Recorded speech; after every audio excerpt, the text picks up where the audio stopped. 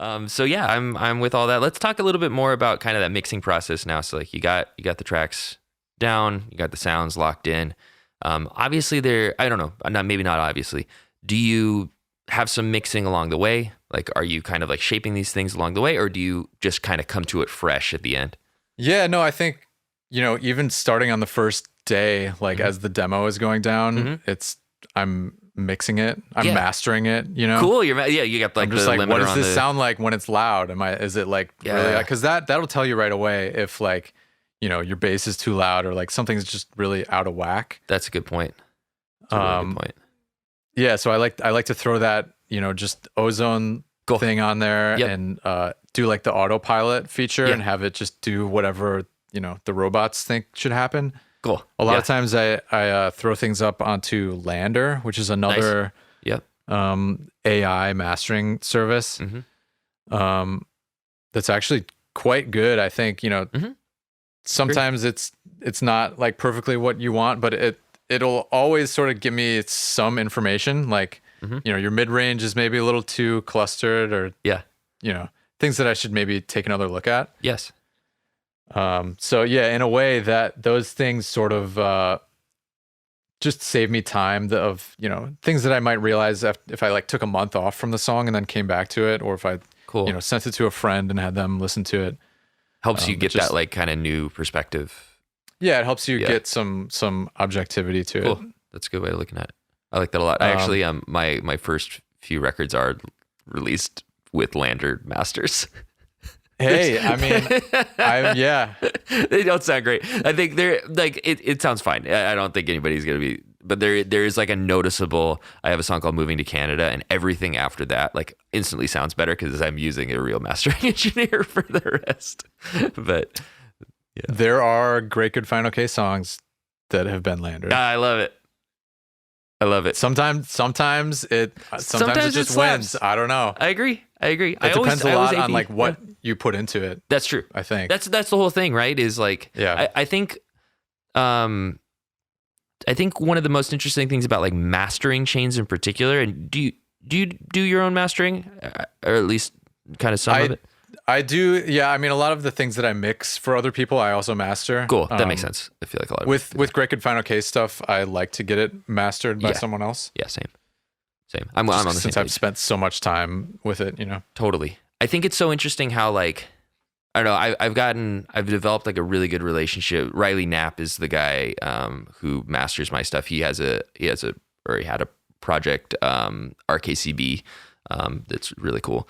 And he's making other music too. He's like has a certain vibe that like now I find I'm mixing for. Like I hear like, okay, this is what he will kind of do. I have kind of interesting. It's almost like I'm mixing to his mastering chain somehow. Cool. After it's like after a year and a half or something like that, you start to like get a vibe. I feel like the same thing with Lander. Like after you put stuff into Lander, after a while, you start to like think like, oh no, that shaker's gonna be too loud if I Lander this, or something. Yeah, exactly. Right.